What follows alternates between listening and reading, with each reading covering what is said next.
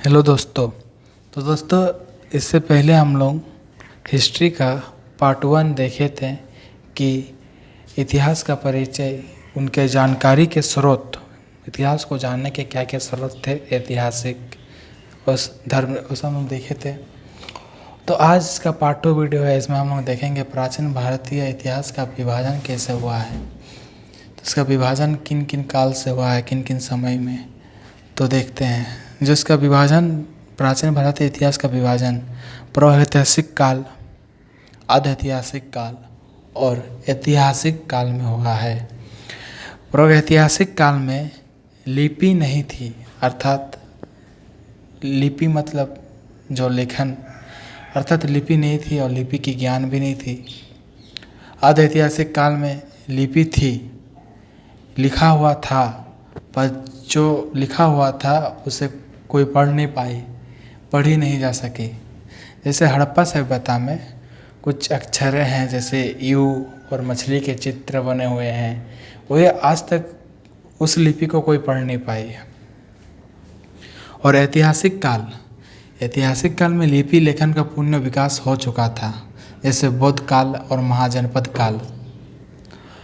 तो ऐतिहासिक काल में लिपि की विकास हो चुकी थी और लोग इंसान पढ़ भी सकते थे और लिपि का पूर्ण विकास हो चुका था, मतलब लिपि पढ़ी भी जा सकी थी।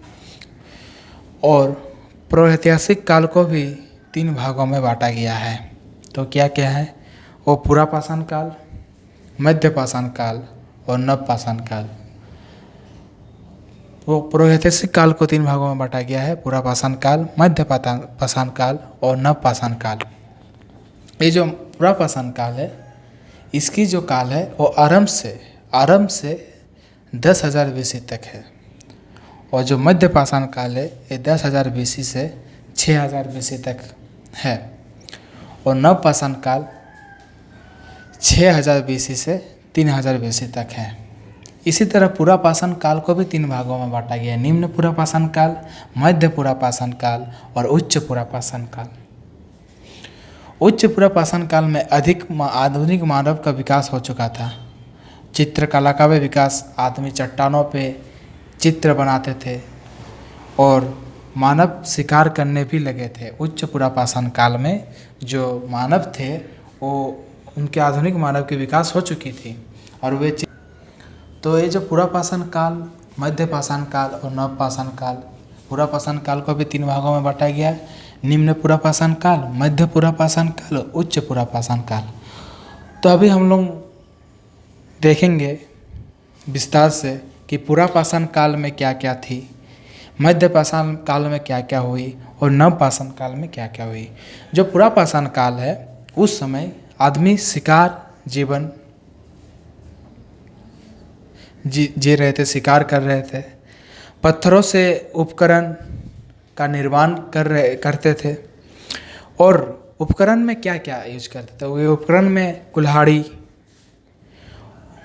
का यूज करते थे। पुरापाषाण काल में वो लोग शिकार करते थे, पत्थरों से अपने हथियार बनाते थे और उनके कुल्हाड़ी मुख्य हथियार थे। और मध्यपाषाण काल में शुल्क उपकरणों का निर्माण होने लगा। छोटे छोटे हथियार उपकरण बनाने लगे। मानव जो थे वह शिकार करने के लिए छोटे छोटे उपकरणों का निर्माण करने लगे। किससे? पत्थर को तोड़ कर वे छोटे छोटे हथियार बनाने लगे। मानव अब मछलियों पकड़ने भी लगे थे। उस समय मध्यपाषाण काल में मानव मछलियाँ पकड़ने भी सीख चुके थे और पंछियों का भी शिकार करते थे वे। और इसी तरह हम लोग आगे देखेंगे नवपाषाण काल में। तो इस समय मानव कृषि करने लगा, अर्थात इस समय मानव ने सीख लिया कृषि का कैसे किया जाता है। इससे पहले मानव खुद शिकार करके, मध्यपाषाण काल में देखेंगे मानव शिकार करते थे। तो मध्यपाषाण काल में मानव छोटे छोटे पत्थरों से हथियार बनाते थे, वे शिकार करते थे। उस समय मध्यपाषाण काल में वे पंछी और मछलियों का भी शिकार करने सीख लिया था। ये जो मध्यपाषाण काल में जो लोग मानव थे, वे पंछियाँ मछलियों को भी शिकार करना सीख लिया था। और नवपाषाण काल में हम लोग देखें कि नवपाषाण काल में मानव कृषि करने भी लगा, अर्थात तो कृषि कार्य भी सीख गया, कृषि कैसे किया जाता है उसको भी सीख गया, कृषि कार्य करने लगा। और कृषि का प्रथम साक्ष्य हमें कहाँ से मिला था? तो हम लोग जब हड़प्पा सभ्यता को पढ़ेंगे तो ये हड़प्पा सभ्यता में बहुत कोई घुसता है कि कृषि का प्रथम साक्ष्य हड़प्पा सभ्यता के किसी स्थल से मिला होगा, परंतु वो नहीं। ये कृषि का जो साक्ष्य प्रथम साक्ष्य मिला है वो मेहरगढ़ से मिला है, बलूचिस्तान, मेहरगढ़ बलूचिस्तान से मिला है नवपाषाण काल में। और स्थायी ग्राम बस्तियाँ का निर्माण का शुरू होने लगा नवपाषाण काल में, और मृद भांड बर्तन का निर्माण होने लगा। और धातु का प्रथम प्रयोग, तांबे का प्रयोग, तांबे के धातु का मतलब तांबा एक धातु है, उसी का प्रयोग हुआ था पाषाण काल की शुरुआत। तो तर्म पाषाण कालीन, तर्म पाषाण काल में तांबे के पत्थर के उपकरण मिलते थे, तांबे के उपकरण आते थे। और पूरा पाषाण काल में हम लोग देखे कि वे शिकार करना सीखे थे, थोड़े मध्य का सब पाषाण काल में पक्षी या मछलियों का शिकार करना सीख लिया, और पंछियों का शिकार करना सीख लिया, विभिन्न प्रकार के हथियार बनाते थे। उसके बाद हम लोग नेक्स्ट वीडियो में देखेंगे कि